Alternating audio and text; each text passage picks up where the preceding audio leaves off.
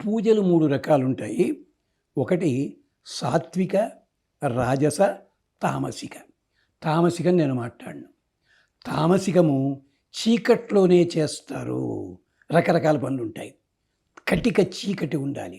లేదా సాయంకాలం 8 తర్వాత చేయాల్సి ఉంటుంది. దేవాలయాల్లో కాదుండోయ్, దేవాలయాల్లో 24 గంటలు చేసే పూజలు ఉంటాయి. దాని గురించి నేను మాట్లాడటలే. విడివిడి ప్రాంతాల్లో అంటే సాత్విక పూజలు ఎప్పుడు కూడా ఉదయం నుంచి నేను పెద్ద పెద్ద మాటలు చెప్పాను. బ్రాహ్మీ ముహూర్తం ఇలా నేను చెప్పను. సూర్యోదయం తర్వాత సూర్యుడు మిట్ట మధ్యాహ్నం లోపల నట్టి నడిమికి వచ్చే లోపల ఈ లోపల పూర్తి చేసుకోవడం అన్నది సాత్విక ఉపాసన. తద్దినాలు లాంటివి మాత్రము 12 గంటల తర్వాతే పెట్టుకో. ఇవన్నీ వేరే కదా. ఇది సాత్వికోపాసన. రాజసోపాసన అంటే ఏమిటి? కొంచెం మధ్యలో సాయంకాలం వరకు కూడా. అందుకనే మనకి కొన్ని దేవాలయాల్లో సాయంకాలం ప్రత్యేక పూజలు ఉండవు. గమనించండి. దానికి ఏదో చెప్తారు కారణం.